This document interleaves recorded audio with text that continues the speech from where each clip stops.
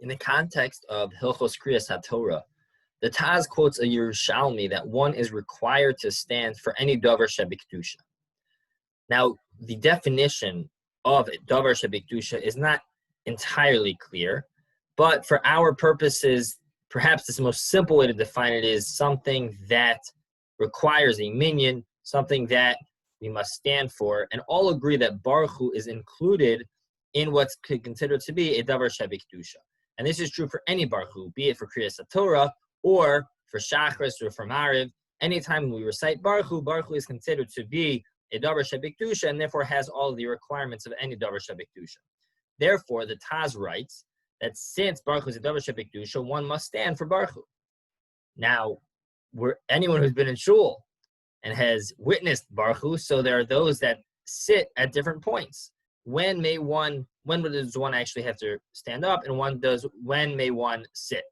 So the Taz writes that one should stand through for the reciting of Borchu and for the response of Baruch Hashem HaMevorach, but then after one finishes their own response, they may then go ahead and sit.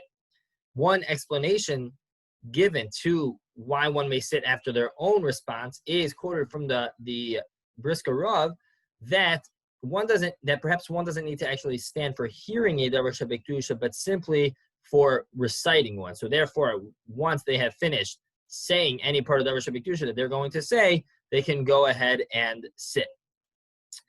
Now, the Mishnah Berurah in Siman Nun Vav cites that there is an approach that the obligation to stand for the davar shebikdusha may not be as wide-ranging.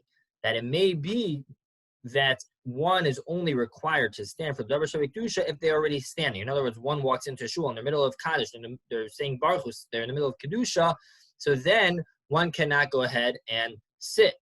However, if one is already sitting, then perhaps the Mishnah Berurah writes that one may not be required to go ahead and stand special. Mishnah Berurah says that is a leniency if one needs to rely upon it. However, he says he learns from Makav Chomer, from the story of Eglon Melech Moab, who stood up out of respect for Hashem's name. So he says so much, all the more so, we, as a Jewish people, we should certainly stand for any davar shebikdusha, even if we're already sitting. So he does say it's appropriate to be machmir in this case, that even if we are already sitting, then we should go ahead and stand for a davar shebikdusha for Borchu. However, if one, for any purpose, either health reason or some other purpose, feels that it's appropriate and necessary in their situation to remain seated, then that would certainly be have what to rely on according to the Mishnah Berurah. But again, if one is already standing, then certainly one should continue to stand, and one should make every effort they can to stand whenever possible for any davar shebikdusha, including Borchu. Again, in terms of when can one sit, so some will try to extend and stand all the way through the responsibility of the chazan, but the Taz does give this leniency that one may sit after their reciting of Baruch Hashem HaMevorach L'Olam Bo'ed, that would be sufficient. Have a fantastic day.